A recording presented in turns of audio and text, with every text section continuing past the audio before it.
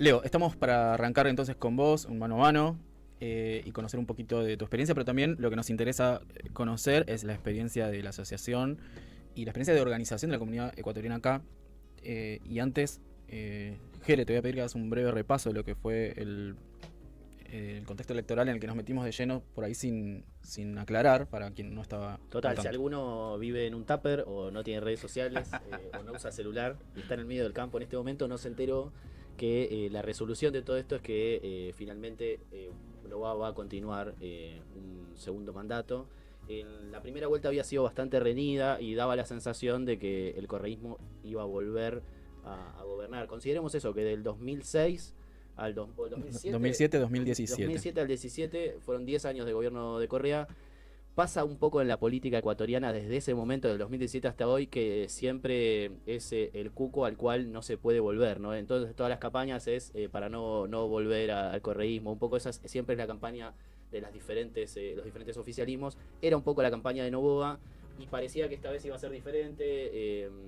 Pero bueno, en la segunda vuelta hubo una diferencia de más de 10 puntos y bueno, disputas también todavía si es o no una elección limpia. Al parecer todo va a continuar, pero hubo denuncias también de la candidata correísta, de Luisa González, el domingo de que había habido fraude electoral. Así que ese es el contexto en el que llegamos hoy. Comento una cosa ya que estoy hablando, que tenemos gente viéndonos en vivo por YouTube y quizás es una buena introducción. Entiendo que es una compatriota tuya que dice: el Estado ecuatoriano no tiene una política migratoria que incentive la integración de las personas migrantes y refugiadas. Tenemos que empezar por ahí. Ese es su comentario. Totalmente clave. Si comparamos la ley de migraciones ecuatoriana y la ley de migraciones de Argentina, nos vamos a dar cuenta que a Ecuador le faltan unos cuantos años para poder emular los procesos de integración que tiene la ley de migraciones acá en Argentina, que también responde mucho hacia lo que un poco tomábamos, ¿no?, antes, que era este hecho de la marginalización de las colectividades migrantes, que yo me acuerdo con Luis Novarecio le alertaba sobre esto, o intentaba alertarle, porque ya sabía que iban a venir con una reforma a la ley de migraciones de aquí a Argentina. ¿Qué es lo que pasa? En Ecuador, los migrantes, independientemente de su nacionalidad, sean venezolanos, peruanos, limítrofes o de cualquier otra nacionalidad, se enfrentan a un proceso burocrático que no les permite acceder a su identificación de una manera eficaz, rápida y simplificada. Entonces, en todo ese aparataje estatal, que no te permite siquiera acceder a un DNI, peor a educación muchas de las veces, y tampoco a salud, quedan totalmente marginalizados y tienen que recurrir a cualquier medio para poder obtener unos pocos recursos para sobrevivir. ¿Queremos que eso suceda acá en la Argentina? No, por eso también tenemos una responsabilidad como migrantes de estos países que han fracasado en su política migratoria, de no permitir que eso suceda acá. Leo, vos arrancaste ahí con toda contando de una conversación que tuviste con Luis Novarecio. El que escuchó bien, dijiste con Luis Novarecio, porque en algún momento, fines del año pasado, hubo mucho ruido en relación con el tema del acceso de las personas migrantes a la educación, siguió esa discusión, ¿sí? A la salud, ya venía esto increyendo desde fines del año pasado, y desde la asociación tuvieron mucha presencia en los medios, ¿sí? Sí, bastante, la verdad. Bueno, defender una idea necesaria y complicada justamente en un panorama tan complicado como es el hecho de estar frente al poder estatal y los trolls de Milei y todo el aparataje mediático que tienen. Si bien nosotros como asociación entendimos de que era un gran reto, también lo entendíamos como una responsabilidad. Sí, me gustaría que nos contaras un poco el cómo surge la Asociación de Ecuatorianos en Buenos Aires, en Argentina, pero también como su defensa continua del derecho y del acceso a la educación, de dónde surge, por qué surge, y también qué mochila te traes desde Ecuador para la defensa de la educación en Argentina de los migrantes. Pues bueno, es una muy buena pregunta. En un principio surgió como en una mesa como en la que estamos ahora, nos reunimos entre algunos estudiantes ecuatorianos, algunos de medicina, había una compañera que hacía videos de YouTube. ¿Qué estudias, León? Yo estudio letras en la Facultad de Filosofía y Letras de la UBA. Un saludo a todos los puaners que me siguen bastante. Y pues nada, ahí fue como que empezábamos a idear. En principio queríamos un grupo de danza, después vimos que en ese grupo de danza abrimos una convocatoria plural, el grupo de danza, llegaron muchísimas personas y nos ocurrió un hecho que nos cambió la perspectiva total. Nos empezaron a llegar rumores de ciertas empresas y agencias que empezaban a colocar direcciones de domicilio falsas en el inicio de la radicación temporaria Mercosur, y esto implicaba un delito, ¿no?, sancionado por el Código 293 del Código Penal argentino y por la Ley de Migraciones, que termina con una orden de expulsión. Entonces nosotros dijimos, bueno, listo, tenemos que darle frente a esto, y desamparados sin ninguna otra institución tuvimos que, como dicen acá en Argentina, bancársela, ponernos los pantalones y empezar a organizarnos, y llegamos a una asociación, o sea, a conformar la Asociación de Estudiantes Ecuatorianos de Argentina. Luego se fueron sumando ya compañeros ecuatorianos que en La Plata, por ejemplo, militan también en partidos políticos. ¿En qué año fue esto? ¿En qué año estamos hablando? Y la asociación se conformó el 25 de mayo del 2023, en realidad. sí. ¿Cuándo llegaste vos a Argentina? Yo llegué a Argentina un 14 de febrero del 2020. Un mes antes exactamente que caiga la pandemia. Y en la pandemia no nos entregaban los DNIs, entonces el que se regresaba en la pandemia no podía volver a radicarse en la Argentina, sus trámites se caían, entonces tenías que quedarte en la Argentina durante pandemia sin DNI, con la precaria caducada, que luego sacaron la reforma, ¿no? De ir pateando a la precaria, que no se te vaya caducando, pero tienes que quedarte alrededor de 9 meses totalmente en la marginalidad, con una pandemia mundial encima, y en una residencia universitaria donde vivíamos en condiciones de hacinamiento, 10 personas en una habitación 3x3, o sea, pero justamente necesitábamos acceder a este derecho para poder identificarnos, ¿no? Pero bueno. ¿Cómo fue el acceso a la educación de los estudiantes migrantes en pandemia, falta de DNI y las reformas que se dieron en ese momento del 2020, en donde nos decían que teníamos que tener DNI para acceder al derecho? Que después se fue discutiendo, pero en ese momento... Pero bueno, a la UBA siempre necesitas de acceder con DNI, ¿no? Ahora, el DNI es un proceso complejo que se inicia primero con un inicio de trámite, ¿no? Y previamente a que te expidan la residencia temporaria, tienes las residencias precarias, ¿no? Que se van expidiendo continuamente y a medida que se vaya resolviendo tu trámite. Entiendo que el gobierno argentino lo que promulgó es una reglamentación como para que esas precarias no se caduquen y de esa manera tu derecho a educarte justamente en un contexto tan complicado y a trabajar, que es necesario trabajar, porque en pandemia ¿quién podía vivir acá sin trabajar? Si las remesas incluso no se podían retirar debido a que había controles en los flujos de las remesas, el Western Union no abría, ninguna de estas empresas de cambios tampoco abría, entonces tenías que trabajar forzosamente, entonces tener un DNI te facilitaba eso. Yo te traslado una pregunta que nos mandan en YouTube, que calculo que también es una compatriota tuya, que nos pregunta, dice: hola, buenas noches, desde la asociación, ¿cómo acompañan a quienes llegan por primera vez al país y dan algún tipo de orientación o ayuda? Por supuesto, nosotros en nuestro Instagram, @aso.estudiantes.c.ar, nosotros proveemos de videos, y también nuestro TikTok, @sinpapeles.ar, tenemos tipo tutoriales de cómo llegar a la Argentina sin necesidad de estas empresas. También hacemos por ejemplo lives en Instagram para todas las personas que necesiten alguna orientación, o también a través de TikTok. Y bueno, una vez que lleguen pues pueden inscribirnos a partir de nuestras cuentas y felices les acompañaremos.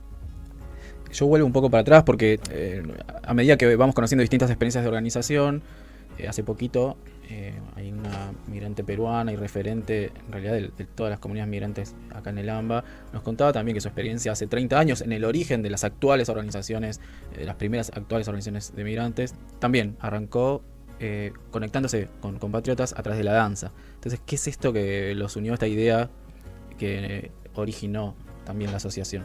El compromiso con la cultura y representarnos, ¿no? O sea, lo que queríamos era mitigar la xenofobia a toda costa. Y lo que entendíamos era que no puedes mitigar la xenofobia ocultándote o disfrazándote. Lo que necesitas es mostrarte tal cual eres y mostrarle al otro que no eres ningún enemigo y que vienes con una cultura para aportarle al otro. Ok, vos te presentás así con un símbolo nacional de Ecuador, ¿verdad? ¿Querés contarnos de qué se trata? Bueno, es el Ayauma, que bueno, nosotros en la asociación tenemos proyectos culturales, en algún momento también tuvimos proyectos musicales y un poco lo adoptamos como un símbolo de lucha. Lo pueden ver también en una modificación ya modernizada e ilustrada en nuestra página de la asociación, que es un símbolo de lucha, ¿no? Es un símbolo que nos lleva a pensar en un liderazgo, en el que cuando tengas miedo y te tienes a ti mismo, pues justamente en la cultura y en tus raíces es donde vas a encontrar la fuerza para enfrentarte a cualquier desafío. Bien, del otro lado lo están viendo a medias porque los colores verdes no van a salir en la pantalla, pero bueno, se lo pueden imaginar entonces que les digo que es verde. ¿Sí? ¿Cómo decís que es el nombre exacto? Ayauma. Ayauma. Algunos le conocen como Diablo Uma, ¿no? Pero bueno, ahí hay toda una discusión porque obviamente cuando llega el cristianismo intentaban satanizar todos los ayas, ¿no? De la cosmología quichua. Y bueno, ahí se le puso Diablo Uma. Algunos lo conocen como Diablo Uma, pero bueno, el nombre correcto es Ayauma, ¿no? Muy bien. También nos contabas antes, mencionaste alguna otra organización, pero ¿hay otras organizaciones de ecuatorianas en Argentina, ecuatorianas? ¿Cuántas son? Sí. ¿Se dedican también a asesoramiento o a otros temas? Mira, la verdad es que existen otras asociaciones de estudiantes no sé si estudiantes ecuatorianos, pero de residentes. La verdad nosotros no tenemos muchas relaciones con estas organizaciones, no sabemos tampoco muy bien cuál es su objeto de acción sobre la sociedad. Pero lo que nosotros entendemos es que no solo es un fenómeno particular de la colectividad ecuatoriana, ¿no? O sea, todas las organizaciones de migrantes que se condensa mucho en la Federación Argentina de Colectividades, ¿no? La FAC, ya son asociaciones donde están los mismos de siempre y se pasan la misma presidencia una y otra vez, cuándo renovaron sus autoridades, cómo están sus reglamentos, ¿Cuáles son los métodos de acceso a estas asociaciones? ¿Se pluraliza realmente el acceso y hay una democracia real de voces? ¿Cuáles son los partidos políticos que detrás, a cambio de un par de monedas o a cambio de un par de favores, te quieren convertir en una persona dócil hacia ellos, ¿no? ¿Ustedes están constituidos como asociación civil? Sí, nosotros ingresamos nuestro trámite en Inspección General de Justicia hace un tiempo ya. Pero bueno, la burocracia argentina todo es un montón. ¿Por qué tomaron esa decisión?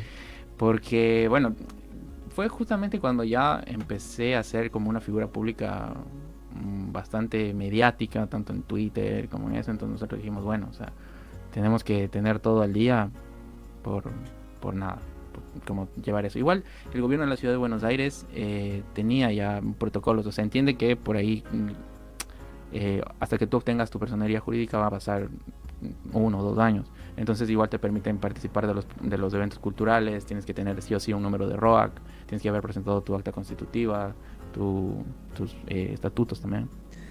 ¿Hay más mensajes que llegan, preguntas? Llega más mensajes. Hay una pregunta de Facat 2011. Esperemos que no haya nacido en 2011 porque si no es un prodigio. Que dice, ¿se sienten bien recibidos los estudiantes ecuatorianos en la universidad? Sí, es increíble, ¿no? La verdad es que la Universidad Argentina y la educación argentina son dos cosas que hacen de los argentinos lo mejor del mundo, creería yo. Nuestros compañeros no lo digas porque nosotros nos la creemos rápidamente, ¿eh?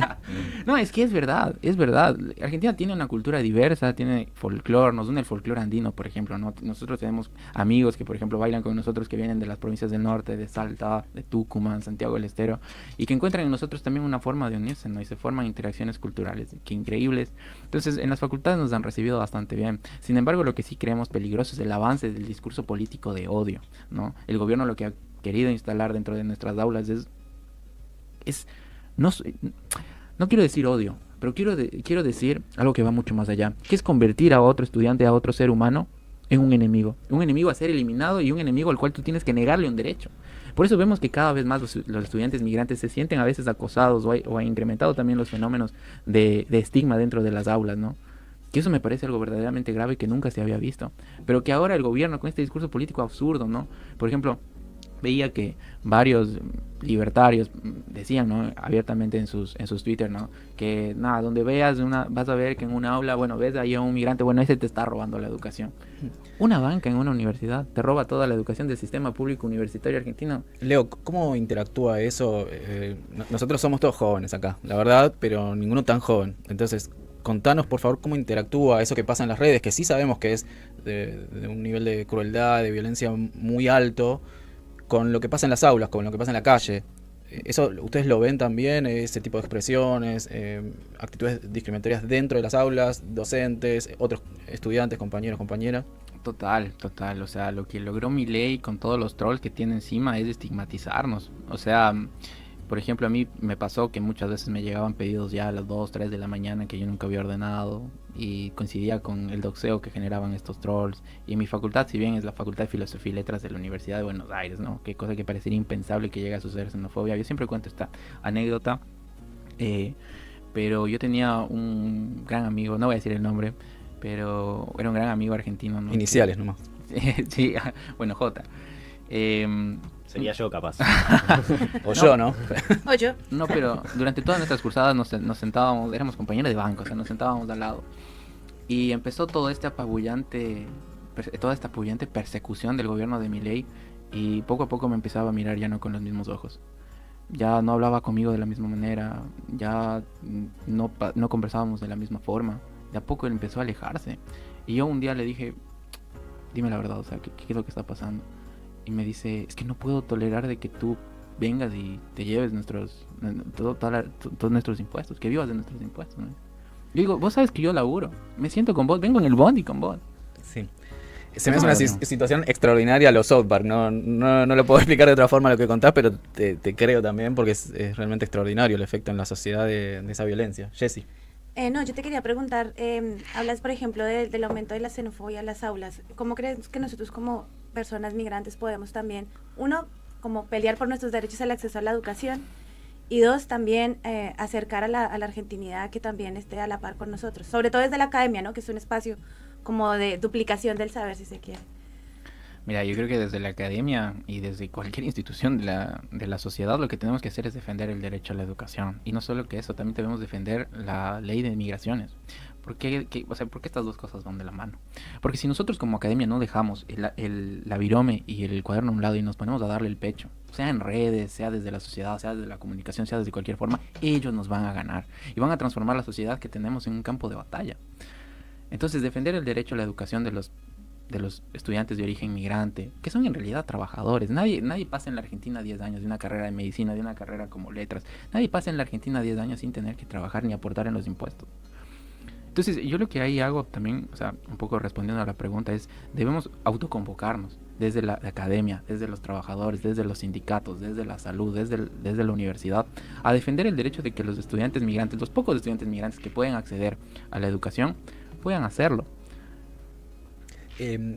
Leo, en ese discurso que yo he escuchado, también he escuchado de personas tal vez que tardíamente se pueden llegar a identificar con Milei, pero no son esos chicos que escuchan el discurso más desde lo financiero, desde una perspectiva de futuro que quizás no encontraron en otros espacios, sino personas mayores, personas que venían incluso de apoyar al gobierno tal vez de Mauricio Macri.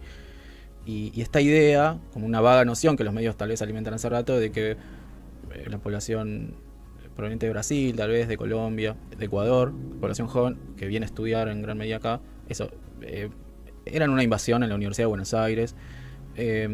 Los datos actuales por ahí difieren según las fuentes, difieren bastante, pero en el último censo hablaban de alrededor de 9.000 personas ecuatorianas viviendo en Argentina, y mucho más generoso del RENAPER, de los documentos entregados a población ecuatoriana, hablan de alrededor de 28.000.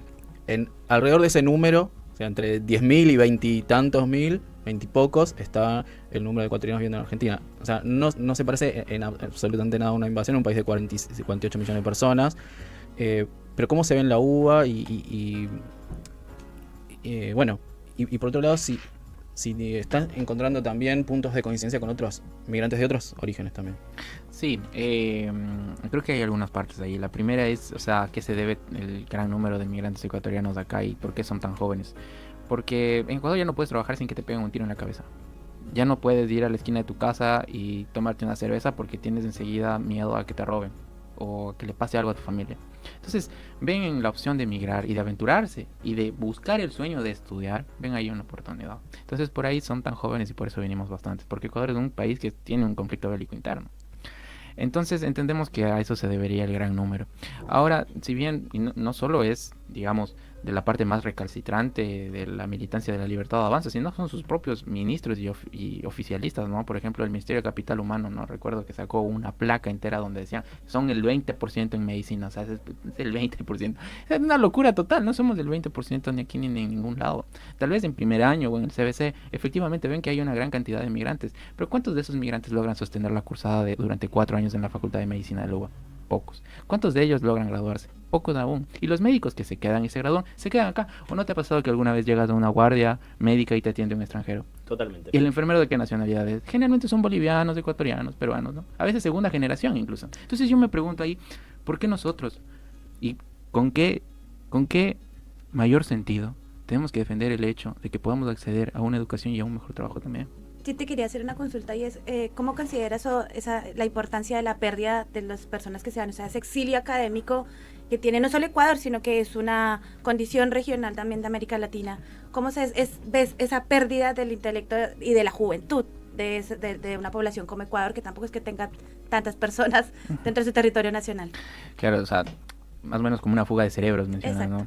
O sea, yo creo que la fuga de cerebros aquí en América Latina lastimosamente es como general, también sucede, ¿no? Por ejemplo, otro contraargumento que generalmente digo, ¿no? Dicen, vienen los migrantes, se llevan la educación, se gradúan y se van, que ya supongamos que fuese un número considerable.